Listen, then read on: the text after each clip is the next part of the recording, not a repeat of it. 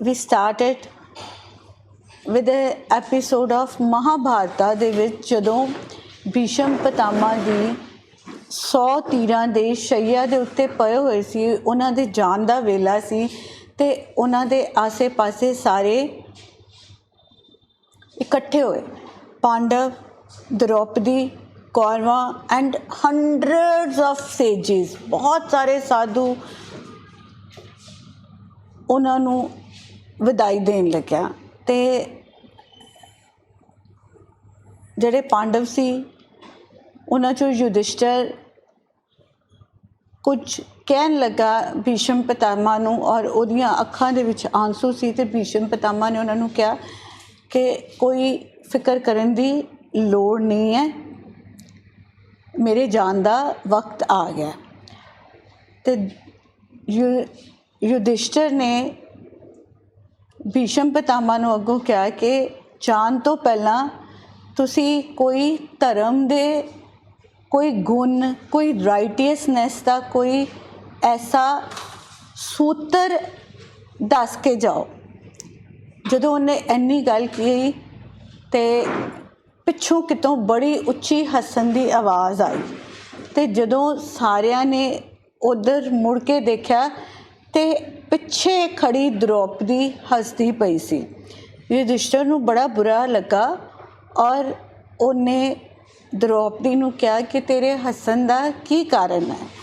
तो द्रौपदी अगे आ गई और उन्हें कहा कि तुसी एक ऐसे शख्स कोलों धर्म का पाठ पढ़ना चाहते हो जदों कि मैं कौरवां की असैंबली दे विच, कौरवां के दरबार दे विच जदों मैनू डिसरोब किया गया सीगा, मेरी बेइज्जती की गई सीगी।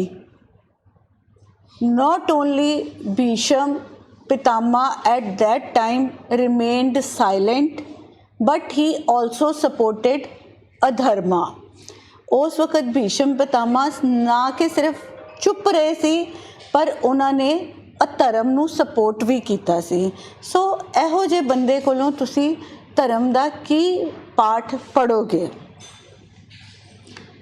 तो भीष्म पितामह ने द्रौपदी वल देख के अगों बड़े सहजता नाल जवाब दिता कि यह बिल्कुल ठीक है, पर वो इस करके सी क्योंकि मैं उस वक्त दुर्योधन दा दरबार दे विच काम करदा सी, मैं उहदा इंप्लॉय सी and I was taking his food. मैं उहदे राज दे विचों, उहदे दरबार दे विचों जिहड़ा अन्न आंदा सी उहदा भोजन करदा सी। और the food, the adharma food, जदों तुसी अधर्म दियां प्रैक्टिसिस करते हो, राइट नहीं हुंदे हो और तुहाडी जिहड़ी कमाई है डिसऑनेस्टी दी हुंदी है या तुहाडे हत्थों इहो जे कारज हुंदे ने जिहड़े कि सही नहीं हुंदे, ते जिहड़ी उस कमाई चों खाना बनदा है या वरताया जांदा है वो भी वो सारे तुहाडे ਜਿਹੜੇ ਔਗੁਣ ਹੈ ਉਹਨਾਂ ਨੂੰ ऑब्जर्व करता है एंड दैट फूड इज़ कंटैमीनेटेड। तो वो सिर्फ जड़ा खाना एक गलत सी, उन्हें ना ही सिर्फ मेरे खून नू कंटैमीनेट किया, खराब किया, बल्कि मेरी आत्मा दे उत्ते, मेरे कॉन्शियसनैस दे उत्ते भी ਉਹਦਾ असर पिया। और अज जदों मैं 100 शूलों के बैड दे उत्ते, शैया दे उत्ते पिया होया वां, ते ए जिहड़े शूल है इन्हां दे नाल नाल जिहड़ा मेरा खून रिस रिस के बाहर निकल गया, वो कंटैमीनेशन मेरे खून चों भी निकल गई है तो मेरी कॉन्शियसनैस चों भी निकल गई है।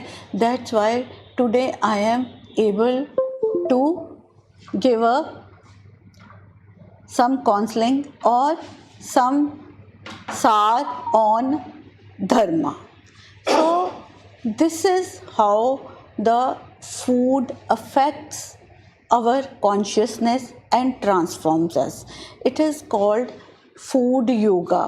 ਜੋ ਵੀ ਸਾਡੇ ਲਾਈਫ ਦੇ ਵਿੱਚ ਛੋਟੇ ਜਾਂ ਵੱਡੇ ਐਕਸਪੀਰੀਐਂਸਿਸ ਹੁੰਦੇ ਨੇ ਉਹ ਸਾਨੂੰ ਕਪੈਸਿਟੀ ਰੱਖਦੇ ਨੇ, they have the ability to transform us, to transform our consciousness. ਐਸੇ ਕਰਕੇ ਜੇ ਤੁਸੀਂ ਪੁਰਾਣੇ ਲੋਕਾਂ ਨੂੰ ਦੇਖੋ ਤਾਂ ਉਹ ਉਹਨਾਂ ਦੀ ਇੱਕ ਪ੍ਰੈਕਟਿਸ ਹੈ। ਸਟਿਲ ਤੁਸੀਂ ਆਪਣੇ ਘਰਾਂ 'ਚ ਬਜ਼ੁਰਗ ਦੇਖਦੇ ਹੋਵੋਗੇ ਜਿਹੜੇ ਹੁਣ ਵੀ ਪਹਿਲਾਂ ਪਰਮਾਤਮਾ ਨੂੰ ਜਾਂ ਉਹਨਾਂ ਦੀ ਤਸਵੀਰ ਦੇ ਅੱਗੇ ਜਾਂ ਉਹਨਾਂ ਦੀ ਮੂਰਤੀ ਦੇ ਅੱਗੇ ਜਾਂ ਆਪਣੇ ਮਨ ਦੇ ਵਿੱਚ ਪ੍ਰੇਅਰ ਕਰਕੇ ਪਹਿਲਾਂ ਖਾਣੇ ਨੂੰ ਭੋਗ ਲਗਾਉਂਦੇ ਨੇ ਅਤੇ ਫਿਰ ਉਸ ਤੋਂ ਬਾਅਦ ਉਹ ਸਰਵ ਹੁੰਦਾ ਹੈ। The very scientific reason behind this is van the food you have cooked, ਜੇ ਉਹਨੂੰ ਪਰਮਾਤਮਾ ਦੇ ਅੱਗੇ ਭੇਂਟਾ ਕੀਤਾ ਜਾਏ ਅਤੇ ਉਸ ਪਰਮਾਤਮਾ ਦੀ ਨਜ਼ਰ ਜਿਹੜੀ ਹੈ ਉਸ ਫੂਡ ਨੂੰ, ਉਸ ਖਾਣੇ ਨੂੰ ਪਿਓਰ ਸੈਂਕਟੀਫਾਈਡ ਕਰ ਦਿੰਦੀ ਹੈ। And the food if it is taken with gratitude, ਜਦੋਂ ਅਸੀਂ ਅਰਦਾਸ ਕਰਦੇ ਹਾਂ, ਇਹ ਕੋਈ ਜ਼ਰੂਰੀ ਨਹੀਂ ਹਰ ਵਕਤ ਸਾਨੂੰ ਆਪਣਾ ਖਾਣਾ ਫੜ ਕੇ ਉਸ ਪਰਮਾਤਮਾ ਦੇ ਅੱਗੇ ਜਾ ਕੇ ਭੋਗ ਲਗਾਉਣਾ ਹੁੰਦਾ ਹੈ। ਇਹ ਕੋਈ ਇੰਨੀ ਡੇਲੀ ਪ੍ਰੈਕਟਿਸ ਦੀ ਗੱਲ ਨਹੀਂ ਹੈ। But even if you in your mind before taking your food, any kind of food, ਭਾਵੇਂ ਉਹ ਚਾਹ ਹੈ, ਭਾਵੇਂ ਉਹ ਕੌਫੀ ਹੈ, ਭਾਵੇਂ ਉਹ ਖਾਣਾ ਹੈ, ਜੇ ਤੁਸੀਂ ਇੱਕ ਆਪਣੇ ਮਨ ਦੇ ਵਿੱਚ ਉਸ ਪਰਮਾਤਮਾ ਅੱਗੇ ਸ਼ੁਕਰਾਨਾ ਅਦਾ ਕਰ ਦਿੰਦੇ ਹੋ ਕਿ ਪਰਮਾਤਮਾ ਤੇਰਾ ਸ਼ੁਕਰ ਹੈ ਕਿ ਤੂੰ ਮੈਨੂੰ ਇਹ ਭੋਜਨ ਨੂੰ ਦਿੱਤਾ ਹੈ ਗ੍ਰਹਿਣ ਕਰਨ ਲਈ, ਅਤੇ ਉਹ ਆਪਣੇ ਆਪ ਸੈਂਕਟੀਫਾਈਡ ਹੋ ਜਾਂਦਾ ਹੈ। ਐਂਡ ਇਟ ਇਜ਼ ਸੈਡ ਕਿ ਕੋਈ ਵੀ ਖਾਣਾ ਜੇ ਉਹਨੂੰ ਪਿਆਰ ਨਾਲ ਅਤੇ ਗ੍ਰੈਟੀਚਿਊਡ ਨਾਲ ਖਵਾਇਆ ਜਾਏ ਅਤੇ ਖਾਇਆ ਜਾਏ ਅਤੇ ਉਹ ਸਾਰੀ ਉਮਰ ਲਈ ਦੂਸਰੇ ਇਨਸਾਨ ਦਾ ਰਿਣੀ ਹੋ ਜਾਂਦਾ ਵੈ। ਸੋ ਇਨ ਦਿਸ life it is our biggest opportunity that we can transform our not only physical body but our eternal body, our ethereal body, which is our consciousness, by partaking or by growing pure food and then eating the food which is sanctified by offering gratitude to God। and ਜਿਹੜੇ ਅਸੀਂ ਸਾਡੇ ਗੁਰਦੁਆਰੇ ਜਾਂ ਮੰਦਰ ਜਿਹੜੀ ਉਹਨਾਂ ਦੇ ਵਿੱਚ ਪ੍ਰਥਾ ਚਲਾਈ ਗਈ ਹੋਈ ਹੈ ਲੰਗਰ ਦੀ, if you realise one thing ਕਿ ਜਦੋਂ ਤੁਸੀਂ ਲੰਗਰ ਖਾਂਦੇ ਹੋ ਉਹ ਕੋਈ ਬਹੁਤ ਵੱਡੇ ਸ਼ੈਫ ਦੇ ਹੱਥੋਂ ਨਹੀਂ ਬਣੇ ਹੁੰਦੇ, but still they are delicious. ਤੁਸੀਂ ਲੰਗਰ ਖਾਓ ਨਾ ਅਤੇ ਲੰਗਰ ਬਹੁਤ ਸਵਾਦ ਲੱਗਦਾ, ਕੋਈ ਜ਼ਰੂਰੀ ਨਹੀਂ ਹੁੰਦਾ ਉਹ ਸ਼ੈਫ ਨੇ ਬਣਾਇਆ ਹੁੰਦਾ ਜਾਂ ਉਹ ਕਿਤੇ ਵੱਡੇ ਰੈਸਟੋਰੈਂਟ 'ਚੋਂ ਬਣ ਕੇ ਆਇਆ ਹੁੰਦਾ। ਉਹ ਸਿਰਫ ਇੱਕ ਤਾਂ ਪਰਮਾਤਮਾ ਦਾ ਨਾਮ ਲੈਂਦੇ ਲੈਂਦੇ ਬਣਾਇਆ ਹੁੰਦਾ, ਜਿਹਦੇ ਕਰਕੇ ਉਹਦੇ ਵਿੱਚ ਉਹ ਪੋਜ਼ੀਟਿਵ ਵਾਈਬ੍ਰੇਸ਼ਨ, ਉਹ ਸ਼ਰਧਾ, ਉਹ ਪਿਆਰ ਜਾਂਦਾ ਔਰ ਉਹਨੂੰ ਛਕਣ ਲੱਗਿਆ ਜਿਹੜਾ ਗ੍ਰੈਟੀਚਿਊਡ ਹੁੰਦਾ, it makes it purified and it alters your consciousness and transforms you। so the point is ਕਿ ਜਦੋਂ ਅਸੀਂ ਇੱਕ ਅਧਰਮਿਕ ਖਾਣਾ ਖਾਂਦੇ ਹਾਂ ਜਾਂ ਕੋਈ ਬੇਈਮਾਨੀ ਦੀ ਕਮਾਈ ਖਾਂਦੇ ਹਾਂ ਤਾਂ ਉਹ ਸਾਡੀ ਕੌਨਸ਼ੀਅਸਨੈਸ ਨੂੰ ਕਿੰਨਾ ਖਰਾਬ ਕਰਦੀ ਹੈ। So we are not able to take the right decision. At the same time ਜੇ ਇੱਕ ਖਾਣੇ ਦਾ ਸਾਡੀ ਕੌਨਸ਼ੀਅਸਨੈਸ ਦੇ ਉੱਤੇ ਇੰਨਾ ਅਸਰ ਹੈ and the kind of drugs or alcohol ਜਿਹੜਾ ਕਿ ਸਾਇੰਟੀਫਿਕਲੀ ਹੀ ਪ੍ਰੂਵਨ ਹੈ ਕਿ ਸਾਨੂੰ ਆਲਟਰਡ ਕੌਨਸ਼ੀਅਸਨੈਸ ਦਿੰਦਾ ਹੈ, ਅਤੇ ਤੁਸੀਂ ਸੋਚੋ ਕਿ ਉਹਦਾ ਸੇਵਨ ਕਰਨ ਤੋਂ ਬਾਅਦ ਅਸੀਂ ਕਿਸ ਤਰ੍ਹਾਂ ਇੱਕ ਰਾਈਟ ਡਿਸੀਜ਼ਨ ਲੈ ਸਕਾਂਗੇ। So if you want to elevate your life, want to take right decision, so from today onward start taking pure food। ਔਰ ਜਦੋਂ ਵੀ ਤੁਸੀਂ ਘਰ 'ਚ ਖਾਣਾ ਬਣਾਉਂਦੇ ਹੋ, ਵੈਦਰ ਤੁਸੀਂ ਔਰਤ ਹੋ ਜਾਂ ਤੁਸੀਂ ਆਦਮੀ ਹੋ, ਜਦੋਂ ਵੀ ਖਾਣਾ ਬਣਾਉਂਦੇ ਹੋ ਉਹਨੂੰ ਬਹੁਤ ਪਿਆਰ ਨਾਲ ਬਣਾਇਆ ਕਰੋ, ਕਿਉਂਕਿ ਜਦੋਂ ਤੁਸੀਂ ਬਣਾਉਂਦੇ ਹੋ ਉਹ ਵਾਈਬ੍ਰੇਸ਼ਨਸ ਸਾਰੀਆਂ ਤੁਹਾਡੇ ਖਾਣੇ 'ਚ ਜਾਂਦੀਆਂ ਵਾ। ਕੋਸ਼ਿਸ਼ ਕਰਿਆ ਕਰੋ ਜਦੋਂ ਖਾਣਾ ਬਣਦਾ ਹੈ ਅਤੇ ਪਰਮਾਤਮਾ ਦਾ ਸ਼ੁਕਰੀਆ ਕਰਿਆ ਕਰੋ, ਜਾਂ ਖਾਣਾ ਬਣਾਉਂਦਿਆਂ ਕਿਸੇ ਵੀ ਤਰ੍ਹਾਂ ਦਾ ਪਰਮਾਤਮਾ ਦਾ ਸਿਮਰਨ ਜਾਂ ਜਾਪ ਕਰਿਆ ਕਰੋ। ਇਹਦੇ ਨਾਲ ਸਾਡਾ घर परिवार बच्चे not only physically but mentally we healthy रहेंगे because it alters and transforms our consciousness. This is the duty of the maker.